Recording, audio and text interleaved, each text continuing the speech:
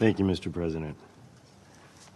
Colleagues, last night, Russia launched more than 300 drones and 8 missiles that struck residential areas in Kyiv, killing at least 7 people and injuring more than 60. The United States expresses condolences to the victims and their families and demands an end to such attacks. Ukraine, a sovereign member of the United Nations, has a right to defend itself. As President Trump announced on July 14th, the United States will sell defensive U.S. weapons to NATO allies, who can then send them on. Our support for Ukraine's defense cannot be compared to the supply of arms and material to Russia, which enables Russia to continue its full-scale invasion and occupation of Ukrainian territory.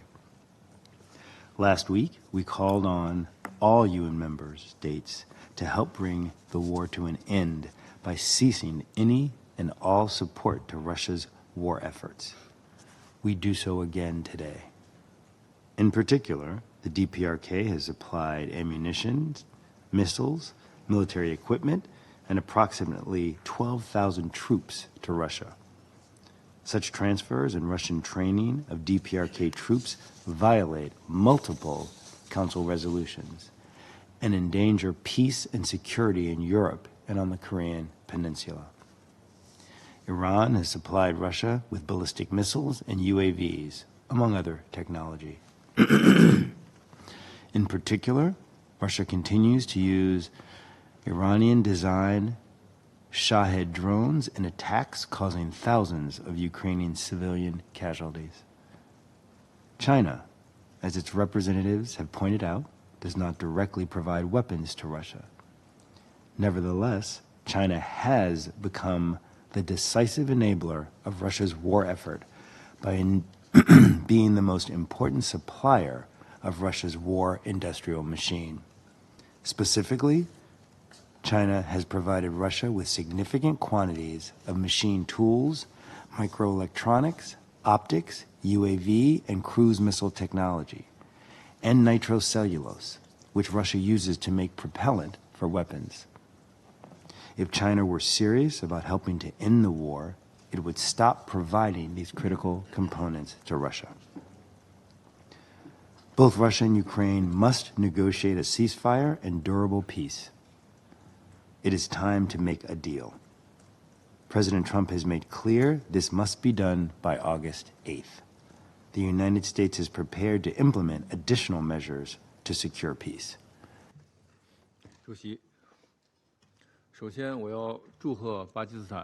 President Trump has made clear this must be done by August 8th. The United States is prepared to implement additional measures to secure peace. The United States is prepared to implement additional measures to secure peace. This further shows that the Russian-Ukrainian conflict is becoming a testing ground for new weapons. The form of war may change dangerously. I would like to reiterate that weapons may win the war, but they cannot win long-term peace. Delivering weapons to the battlefield without considering the consequences will only intensify the conflict and extend the war. This will bring about an expansion of the risk and bring more casualties and suffering to the people of the conflicted parties and even the wider region. The top priority is for the conflicted parties to work together to promote the situation on the battlefield and to cool down as soon as possible. The two sides should maintain a peace talk system and continue to accumulate consensus. The two sides should maintain a peace talk system and continue to accumulate consensus.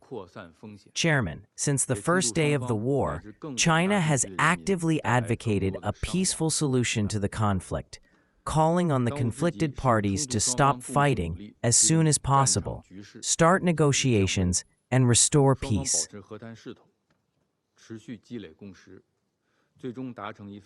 Over the past 3 years, we have always followed the four musts proposed by President Xi Jinping, running for peace and working hard for peace. China will continue to move with the international community to play a constructive role in promoting a political solution to the crisis as soon as possible. Chairman, just now, the U.S. representative once again spread the words of injustice, slandering, and blackmailing China. This is completely unacceptable. At the previous meeting, I have responded many times. Since the U.S. has repeatedly repeated the words of injustice, it is necessary for me to repeat them again. First, China is neither the maker of the crisis in Ukraine nor the party involved. China has never provided a lethal weapon to any party involved in the conflict. We have always strictly controlled military and civilian goods, including the export of drones. Second, the Security Council has not imposed sanctions on the parties involved in the conflict. China has maintained normal trade relations with Russia and Ukraine, has not violated international law, and has not violated international obligations. China's legitimate legal rights should not be violated. In fact, until today, the U.S. still maintains trade relations with Russia. Why does the U.S. not allow it to do what it is doing? Does it only allow itself to set fire and not allow others to light it? Third, the current crisis in Ukraine is at a critical time and faces a political solution. On the one hand, the U.S. cannot hope that China will play a role in ending the war as soon as possible. On the other hand, the U.S. continues to slander and pressure China. We urge the U.S. to stop playing the boring blame and blame game, to stop blaming others, and to play an active role in stopping the war, persuading and encouraging talks.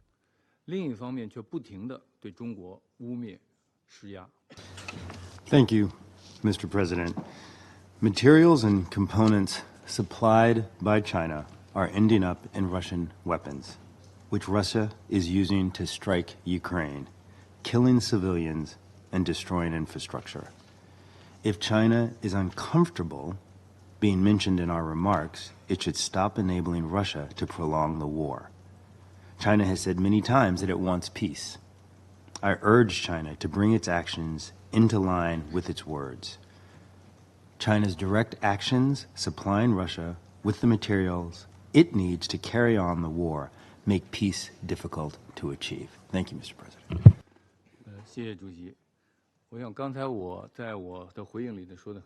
There is no violation of international obligations. The U.S. is also doing trade with Russia. Why can't China do it? It is completely normal trade. In fact, it should not be China that is uncomfortable. It should be the U.S. The U.S. has been slandering and blackmailing and attacking its own country. Doesn't the U.S. feel that its own actions are completely different from the actions of other members? To solve the crisis in Ukraine, we need unity and cooperation, not division and confrontation. I once again urge the U.S. to stop attacking and blaming, to stop blaming others, to engage in more diplomatic efforts, and to make more efforts to stop the war, to persuade and speed up talks. Thank you.